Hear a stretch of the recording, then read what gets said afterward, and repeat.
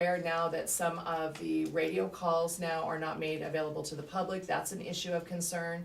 We also know that the police department and sheriff's department wants to hold on to the videos.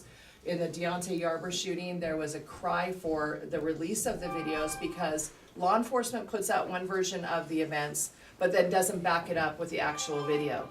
So we'd like to see more transparency. There's no reason to hold on to these videos, these recordings. We know that in the city of Victorville that the officers are not wearing body cams. They need to be wearing body cams. That's a technology that's available, and there's no reason not to have those.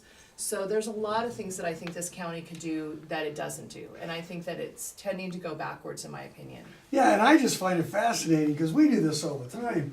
And here's Mr. Rodman talking about, oh, all of a sudden the cameras get turned off. Right. The tapes get turned off. Right. Like he's been doing the 100 cases with us. That's exactly right. But it's funny though, we can laugh and joke about things like that, but it's amazing how if you see these damn TV shows, and now you see shows like Cops with Cams and stuff like that, and it's so funny how they're making so much money off this. They're making so much money off this, embarrassing people. Embarrassing people, and people don't realize that. But it's like they're so happy for doing these things, so they can be stars on TV and stuff like that, reality stars. But I said this is more serious than trying to be on TV. This is more like trying to get things together, trying to correct things that's really concerning in this county. And I think that police, the law enforcement should understand that.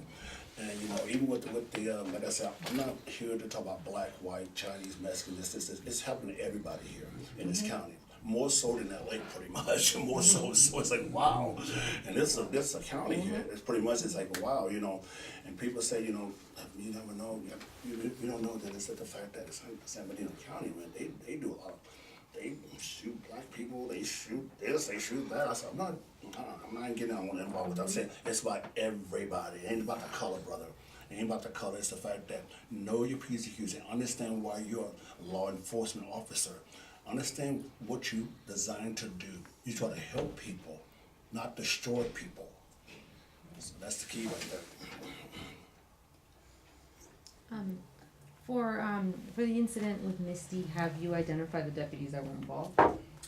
We have some theories. We're right now getting all of our documents together for the case. We've started the case, so we're working right now on the lawsuit that will be filed. So, and of course we'll get all that information through discovery. Right. And one of the things that the ACLU had made an agreement with the Sheriff's Department was excessive force was supposed to be turned over immediately without any type of confidentiality clause to those folks when they write reports and making them available to it. Transparency is the issue. Transparency is the issue, and it's one that San Bernardino is evasive in hiring. And just to bring that up, Sharon and I brought up just a little point a little while ago. Charles Foster, who was convicted as a felony for beating up Mr. Pusak, was hired back on the department and hidden in secret from us. So Mr. Rodman also talked about being fair and being transparent, and that's what we need. Well, and you talk about, Deputy Woods, who shot and killed Nathaniel Pickett in 2015, then in 2018 shot, Ryan Martinez because he was still on the force. He's still on the force as we know it.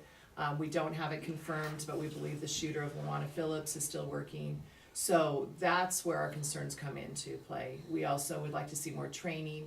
We'd like to see more background checks done. When you have officers on a force that have been convicted in the past of hate crimes, obviously we don't find that to be appropriate.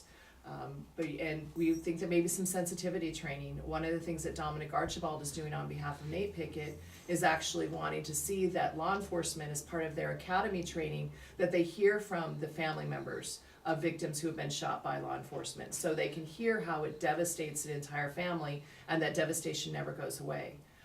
It would also be good to hear from those individuals that who have survived a beating, a brutal attack, so they can hear how that affects that person for the rest of their lives. Because it's not just the incident. That incident has ripples and waves of effect for years and years to come. If I may add, suffering post-traumatic stress disorder and being afraid of law enforcement where they're supposed to, they're supposed to protect me. And I don't feel that anymore, I'm very uncomfortable and it's shifted everything in my life, so, yeah. And you have to be, in these shoes to experience it and understand it, but to bring light to it, and it's important to me as well for not just myself, but for others. We've heard that from several of our clients. We have a client right now like Misty who actually, when she had to confront the person the officer, the deputy that brutalized her, she actually broke down in tears and was crying in the courtroom. And Misty has expressed the same thing to us, that she doesn't view law enforcement in the same light, that she doesn't trust them, that she's in fear of them, and that's not how she was raised, and that's not a fear that she had before this incident.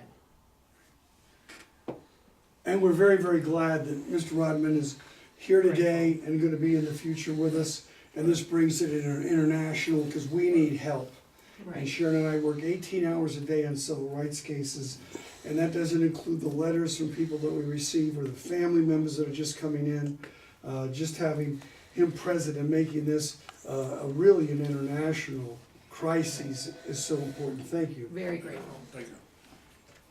Okay? All right. Thank you. Thank you guys.